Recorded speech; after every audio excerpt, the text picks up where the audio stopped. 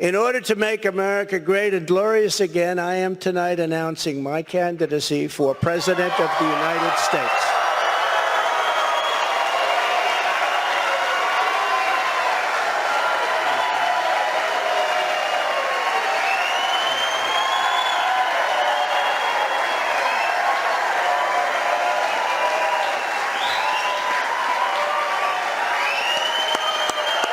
Thank you, kids. Thank you.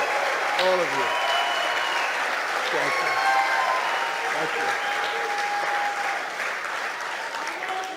you. So many incredible friends and family here tonight. It's such a beautiful thing. Some people say, how do you speak before so many people all the time? When there's love in the room, it's really easy, if you want to know the truth. It really is. Well, folks, there you have it. President Donald Trump makes the announcement he's running for president again. A presidential bid in 2024. We all knew it was coming, but there's a difference between knowing and actually seeing him do it. We're going to have to see. We don't get much of a break, do we? The craziness of the midterms, all that nonsense, all that craziness, the wars in Europe, all the crap that's going on there, the border being overrun, we just don't catch a break. There's so much going on. It's like getting a drink out of a fire hose. Now, by coincidence, as I'm putting out this video, it's the next morning. It happens to be my birthday, so I consider this a birthday gift. So thank you, Mr. President, for that. Before we get too much into the story, I want to add, a lot of people have been getting unsubscribed, and their notification bell has been disconnected as well. Please check your subscription status and your notification status. And when you go to the notification bell, please click all. That way you'll never miss an episode. And those of you that haven't subscribed, please do if you feel my content is worth subscribing to. I really appreciate it. We need to get the word out. Well, let's go on. Former president announces his 2024 presidential bid. Former President Donald Trump has officially announced his 2024 bid for the White House. Aides for the former president filed the paperwork with the U.S. Federal Election Commission on November 15th, shortly before he gave his speech announcing his candidacy in Mar-a-Lago. And you can see that's the paperwork of the organization. I guess it's a legal requirement. It came at 9 o'clock Eastern Standard Time. I saw it. You saw a brief clip at the beginning.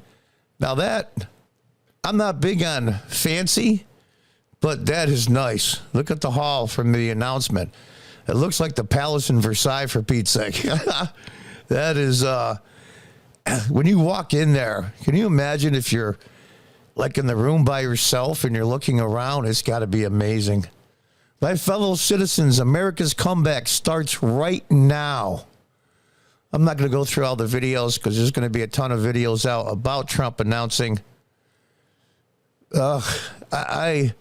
I'm in so much. I'm in despair, and then I'm not in despair. I'm in a little bit despair about the midterms, the gubernatorial race in Arizona.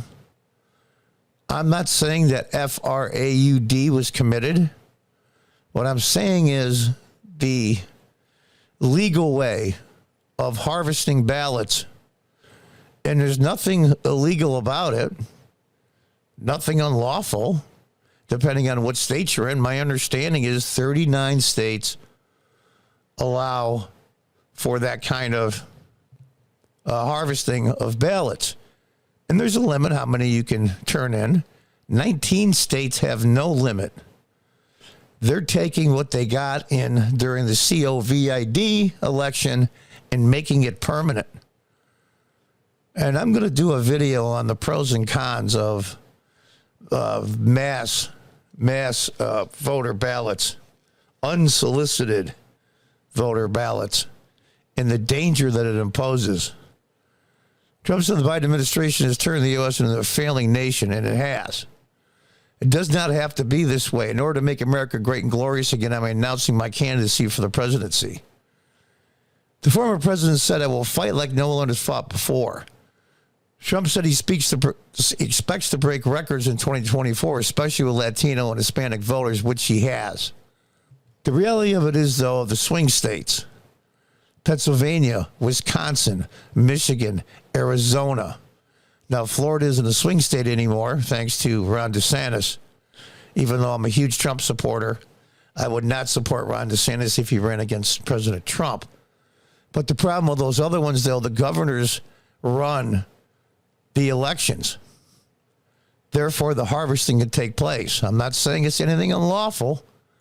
It falls right in with the laws that were changed. The Democrats are smart. They changed these laws knowing it would have a huge advantage for them. And they've done this twice now, in 2020 and now in 2022.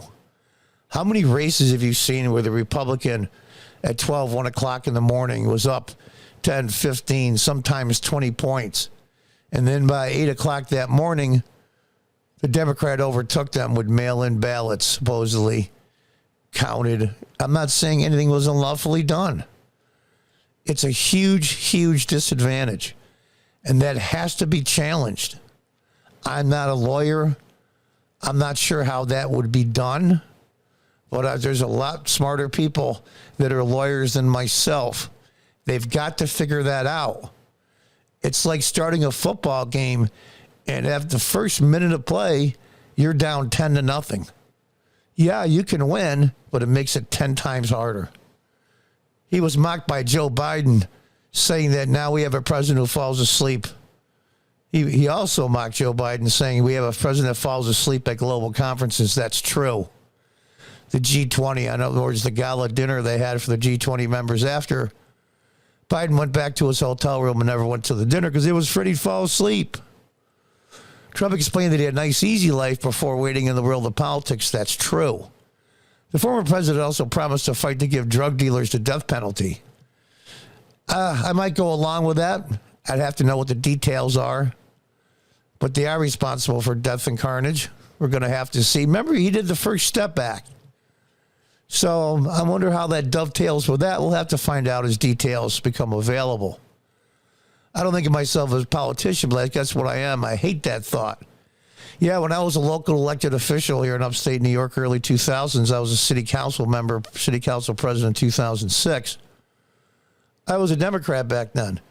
And I didn't consider myself a politician, but people called me that all the time, and I felt uncomfortable, so I know what he means. Speaking of 2024, we know that President Trump is a special announcement.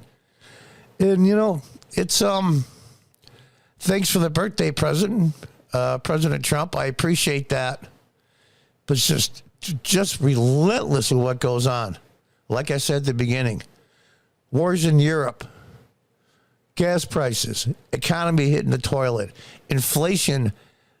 I was a kid in the early 80s when we had inflation like this and the destruction that it caused. Millions of people, the largest amount of illegals that ever crossed the border in our history. And we can go on and on and on. We just don't catch a break. And sometimes, frankly, it's overwhelming. So those of you that follow politics like myself, do yourself a favor, especially if you have a significant other or maybe family. Take a couple of days break. Dave Rubin, by the way, everybody knows Dave, takes the entire month of August off from all social media and all news. Now, I might not do the whole month. When you see it's overwhelming, when you see that you're just pulling your hair out and you just don't want to go along with this anymore, take a break. Step back, maybe take a week. I think that would be good. And don't talk about or look at anything to do with politics. You know, talk to your coworkers, your family members, girlfriend, boyfriend, husband, wife, whatever, and just concentrate on that for a week and clear your head a little bit. It's kind of like getting leave in the Army. You get to rest up. You get to recalculate your thoughts and to get right back in the fight. And this is going to be a two-year fight. Good Lord. God knows what the hell's going to happen. Until next time, goodbye and good luck.